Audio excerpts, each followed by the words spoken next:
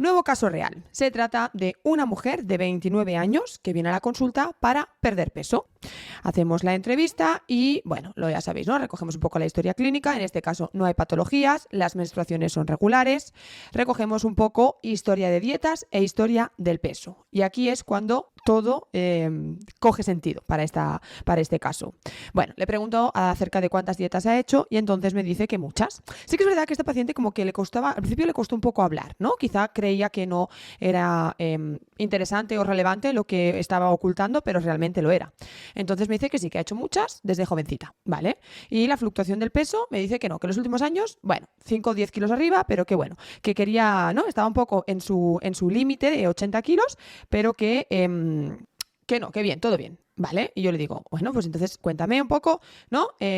¿Cuándo han sido esas dietas? ¿En qué edad empezaste a hacer dietas? ¿Cómo ha sido, ¿no? Tu alimentación, pues desde, ¿no? Desde pequeña hasta ahora. Entonces ahí como que empieza a abrirse. Y ahí descubrimos realmente, ¿no? Ella pensaba que no era importante. Bueno, pues resulta que tuvo obesidad desde niña hasta la adolescencia. Y además una obesidad con acoso, con malos tratos, con bullying, ¿no? Con ese desplazamiento social. Lo pasó muy mal en el colegio y en el instituto.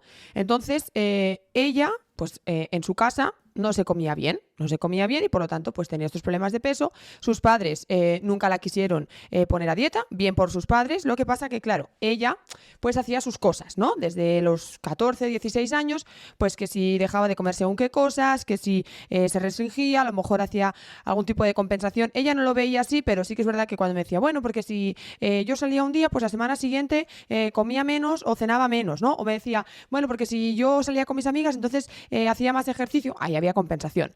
Total, que esta paciente había sufrido obesidad desde niña hasta la adolescencia con el acoso que os comento y por tanto esa mala relación con su cuerpo, con la alimentación y ya con conductas de compensación y conductas un poco alarmantes. Entonces, claro, le digo, ok, y pues entonces ya cuéntame la historia del peso. Bueno, pues resulta que a los 19 años ella se va de casa para estudiar. En el pueblo donde vivía no había la carrera que quería hacer y entonces se va como lo típico, ¿no? Te vas a la ciudad más grande o en aquella ciudad en la que puedes estudiar por nota, porque hay más ofertas ¿no? de estudios, porque hay más universidades, lo que sea. Y entonces ahí es cuando ella hace su cambio radical y cuando nadie la controla y cuando ella, ¿no? Pues manda sobre sí misma. Ya no es una menor de edad en casa de sus padres, sino que es pues una mujer adulta, independiente y que vive sola. Entonces me cuenta que a los 19 años pesaba 105 kilos. ¿Vale?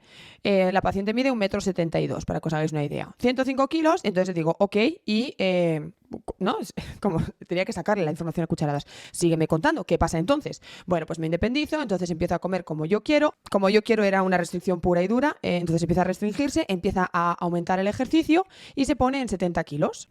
En 70 kilos estables. Porque en realidad me dice que el peso mínimo que consiguió fue de 63 kilos. Claro, estamos hablando de una diferencia de 42 kilos. En cuanto le pregunto en qué franja de tiempo, y me dice que eso fue a los 23, es decir, en 4 años. Los 19, los 20, los 21, los 22, 4 años, entre 4 y 5 años. 40 kilos en 4 años. Sí que es verdad que no es una bajada de peso muy brusca, pero es una bajada de peso muy alta. O sea, es mucho peso el que perdió. Y a base de hacer sus dietas, de hacer sus restricciones, ahí entre tantos, cuando veía que ella no podía ya ¿no? Que cuando me contaba también, ¿no? Que cuando se estancaba un poco, entonces hacía una dieta de estas de choque que le dicen, ¿no?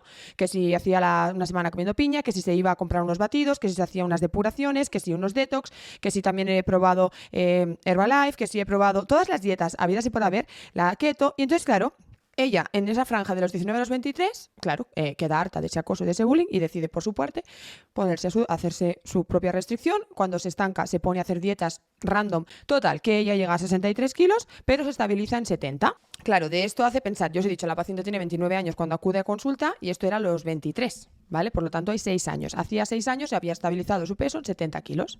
Y ella estaba muy contenta, todo le iba bien, ¿vale? Encuentra pareja, se estabiliza, estudia, saca buenas notas. Bueno, pues lo que tiene ser joven y tener 20 años. Ok. ¿Qué ocurre?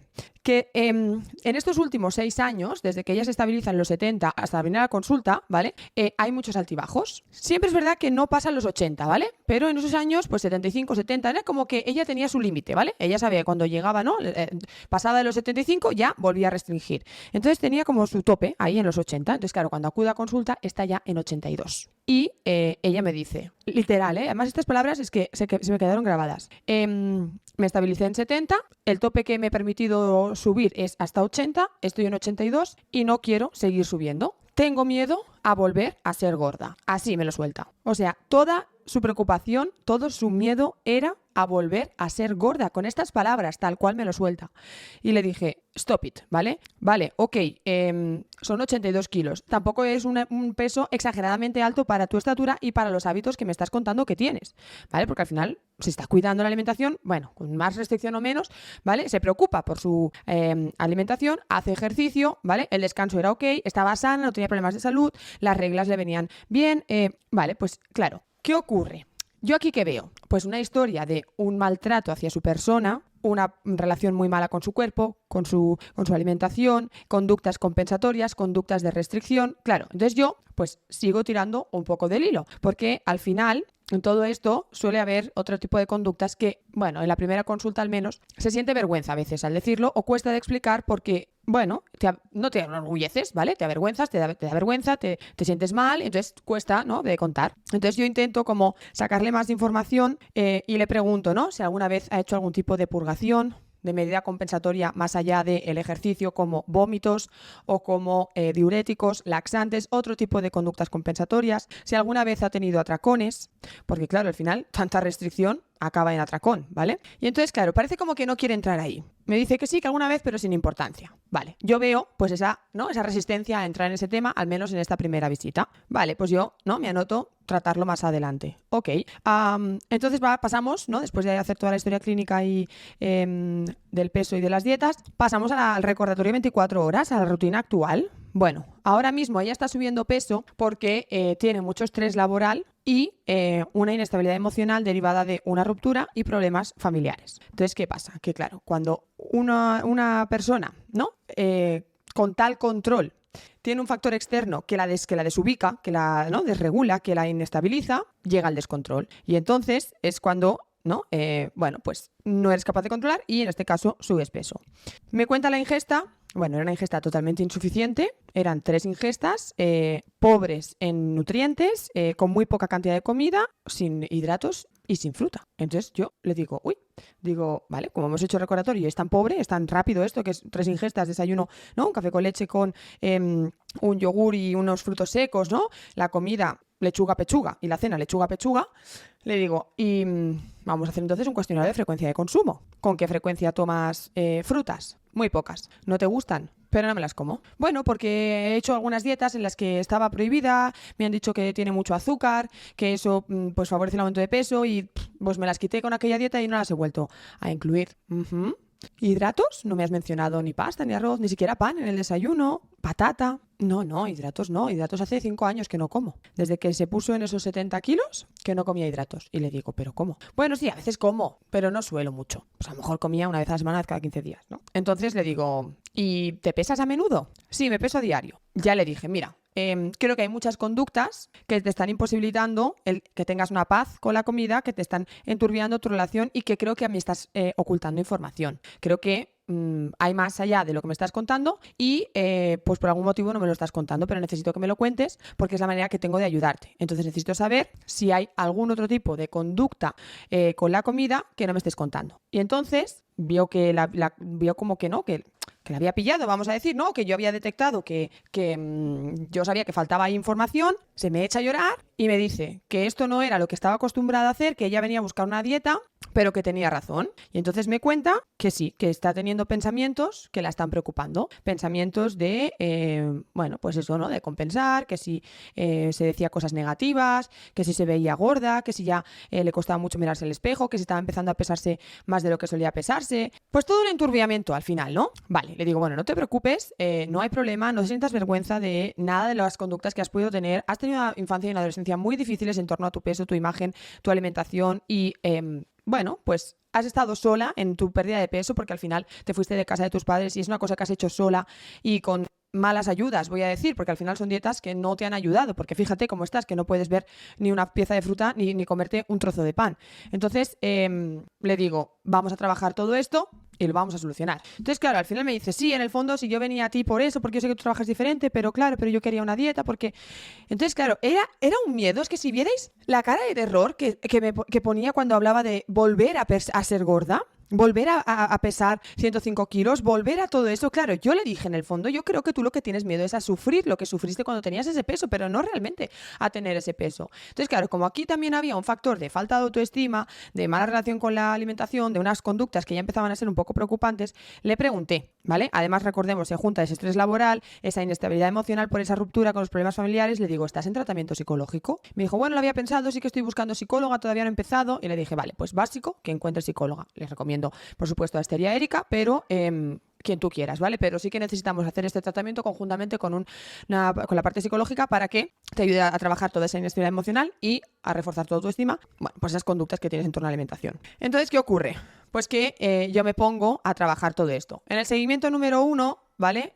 Bueno, yo le explico, ¿no? Las pautas de alimentación saludable. Evidentemente a esta persona no le doy dieta. A esta persona no le di ni menú. Y le dije, no te voy a dar un menú porque me da la sensación de que si te doy un menú te vas a ceñir a seguirlo. No, y yo le dije, sé sincera contigo mismo. Si yo te doy un menú patrón, un menú ejemplo, ¿no crees que vas a estar pesando la comida, mirando todo lo que comes, tal? Igual sí. Vale, pues probemos sin menú. Claro, y esta persona le puede dar un menú porque así va a poner minuciosamente a hacerlo o todo lo contrario, a comerse la mitad de lo que, ¿no? O sea, todavía peor, a ni mirarlo.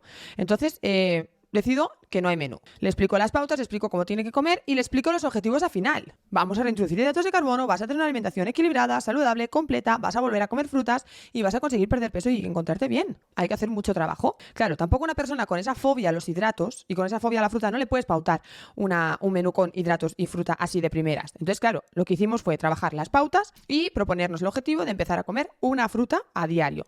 Si no era diario, pues las más que pudiera a la semana. Hay que ir poco a poco. Tú no puedes presentarle toda la comida a la que tiene fobia y metérsela ya directamente. Entonces empezamos por la fruta, porque al final creo que es lo más fácil, y poco a poco iríamos progresando hasta, pues eso, tener una alimentación completa. Seguimiento número 1.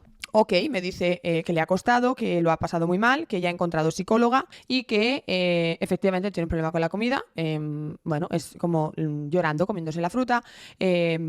Bueno, que le costaba mucho, que se pensaba que iba a engordar y que era pues una lucha, ¿no? Constante. Ok, entonces ya acaba de sincerarse y me cuenta el tema de los atracones. 6 años, 4 o 5 años que hemos dicho antes de restricción, van con atracón. Es que es de cajón. Es que era obvio que 4 años restringiéndose había que tener ahí conductas de atracón. Y de ahí se sube-baja que me dijo que, bueno, a veces subía hasta 75-80, pero nunca más de 80 y luego volvía a bajar. Claro, porque tú activabas la restricción a tope, cuando tu cuerpo no podía más, caías en el atracón, subías a los 75-80, te dejabas ese margen que tenías tú, que el tope eran tus 80, y cuando veías que estabas en 80, frenabas el atracón con otra vez la restricción. Y estaba en un ciclo de restricción-atracón brutal. Claro, entonces ya fue como el hecatombe y le dije, ok, esto hay que abordarlo, olvídate de dietas, olvídate de que el objetivo sea el peso, y entonces fuimos trabajando. Fue un tratamiento súper largo porque hubo que trabajar el tema del pesaje, el que no se pesara. Me costó infinito que no se pesara cada día. Me costó infinito que entendiera que el peso no era importante y me costó infinito que dejara de pesarse. Porque claro, recordemos que esta persona vive sola y está muy acostumbrada a estar sola y a hacer lo que quiere, ¿no? Después de que se independizara. Tuve que trabajar todo el tema del pesaje que me costó muchísimo, muchísimo. O sea, no os imagináis. Tuvimos que trabajar la compensación. Tuvimos que trabajar la restricción. Era involuntaria la restricción que había, porque ella intuitivamente, instintivamente decía no, ese miedo a todo hacía que se restringiera infinito. Tuvimos que trabajar pues todos los pensamientos de esto engorda, esto me va a engordar, esto no es sano, esto no es bueno, ¿no? Todo lo de alimentos buenos y malos, prohibidos, permitidos, engordan, no engordan. Todo eso hubo que trabajarlo un montón también. Yo te mantenía contacto con su psicóloga y evidentemente le dije hay que trabajar la dismorfia corporal y hay que trabajar la autoestima y hay que trabajar todos los pensamientos negativos y todas lo mal que se habla. Porque ella se hablaba mal, pasa que eso no es mi campo. Entonces yo, como mantengo contacto siempre con, ¿no?, la parte de psicología, pues le dije, ¿no? Eso se encargó más el psicólogo. Hubo que trabajar, pues, todas las dietas, porque ella durante el tratamiento me contaba. María ha tenido pensamientos de recurrir a hacer la depuración de la piña, a hacer las dietas estas chungas que había hecho, porque, claro, a lo mejor no perdíamos tan rápido, porque no me centré en perder peso. Es que ni siquiera me centré en ello. Me centré en mejorar su relación con la comida y se lo dije claramente. Yo no sé si vas a perder peso ni a qué velocidad porque no me voy a centrar en eso, porque no puedes perder peso teniendo esta conducta y estando en este ciclo de restricción atracón, porque si no, vale, ok, llegamos a la otra vez a tus 70, de tus 82 a tus 70, muy bien. ¿Y qué? ¿Y te crees que llegamos a los 70 y todo se va a solucionar? No, hay que solucionarlo y después llegar a los 70 que quieres llegar. Entonces, claro, ella, como veía que la pérdida no era como ella se esperaba, como había hecho anteriormente, muchas veces me venían los seguimientos y me decía, he tenido pensamientos de hacer tal y recurrir otra vez a la dieta. Y era como, está bien, o sea, claro, al final coges confianza. Este tratamiento nos duró 2 años y medio, prácticamente 3, porque luego hago los seguimientos más espaciados y al final, si sumas todo. Pero fue un trabajo muy duro para ella, muy, ¿cómo os diría? Fue un trabajo como muy pesado. No para mí que me fuera pesado, sino muy repetitivo, ¿entendéis? Era como otra vez lo mismo. Otra vez hemos asociado el peso a, ¿no? A quererme más, a quererme menos. Otra vez hemos asociado el peso a que me he engordado porque he salido un fin de semana. La flexibilidad, no sabéis lo que me llegó a costar que flexibilizara. El miedo a los hidratos de carbono, malditas dietas keto. O sea, basta. O sea, es increíble el miedo que coge la gente a comer fruta e hidratos de carbono por la maldita dieta keto, que ya veis que luego no funciona para nada, no sirve para nada. Esta mujer estaba asustada, aterrada cada vez que se tenía que comer una tostada de pan o un plato de pasta. Era una cosa increíble. Y como ella, tantísimas otras pacientes que vienen a la consulta. Ah, hidratos, sí, quieres decir, no me engordaré. Que no te engordan los hidratos, que lo que engorda es los alimentos que comes, el déficit, los hábitos. Por el amor de Dios. O sea, claro, al final todo esto tú no lo puedes expresar delante del paciente. Tú no puedes decirle al paciente, oh, por Dios, come hidratos, que no engordan. Claro, evidentemente el paciente, ¿qué me estás contando, no? Pero tú cuando haces esa sesión y ves que el pensamiento sigue, o sea, está tan incrustado ahí, porque claro, evidentemente seguía a 5.000 cuentas de Keto Lovers y de Keto Coach y de, ¿no? Primos hermanos. Y una de las pautas que le dije fue, o borras todas esas cuentas y dejas de seguir a todas esas cuentas, o es que esto no va a funcionar. Es que de nada me sirve a mí un trabajo de una vez cada 15 días, que a veces era una vez cada 3 semanas, si tú a diario estás recibiendo el otro input. O sea, mi trabajo quincenal de una sesión de media hora que hacemos de seguimiento se va al garete cuando tú constantemente, a diario, por redes sociales, estás viendo keto coaches y, ¿no? Mandangas varias del estilo. O sea, basta. En fin, fue un caso muy complejo, pero muy bonito. Muy bonito porque son los casos más agradecidos. Al final esta paciente se sintió también como muy mal. Me sintió muy mal, primero porque se sintió como muy tonta, muy engañada de todas las dietas en las que había caído.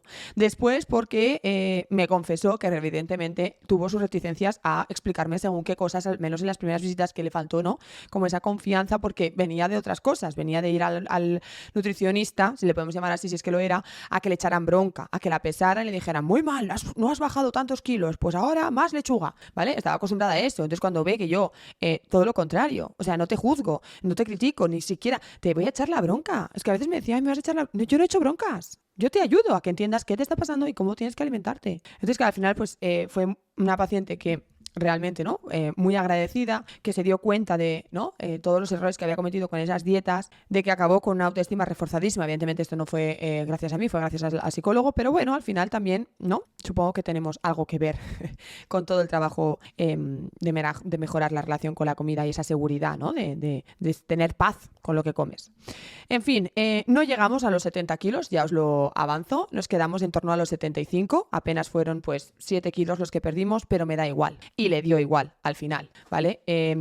Mejoró su relación con la comida, dejó de compensar, dejó de restringirse, salió del ciclo restricción-atracón, reforzó su autoestima, era una mujer nueva, era una mujer hecha y derecha, o sea, centrada, ubicada, tranquila. Claro, porque en parte, y esto pues no, con el tratamiento me lo acabo, la ruptura que tuvo, ella la asociaba, ¿no? a que ella no tenía un cuerpo suficientemente bonito, ¿vale? Porque además, pensad, 40 kilos, esta mujer estaba operada, ¿vale? Esta mujer se operó estéticamente hablando, porque 40 kilos son muchos kilos y la piel pues cede. Claro, pues ella también tenía vergüenza de su cuerpo, de sus cicatrices, de todo esto. En fin, un caso complejo porque fue dura de mollera la tía, pero oye, orgullosa. Yo y ella, del avance que hizo, de la mejora, de la paz que obtuvo y de quererse con 70, con 80 y con 90 kilos. Señores y señores, nos tenemos que querer, pesemos lo que pesemos. Si nuestro peso nos está dañando nuestra salud,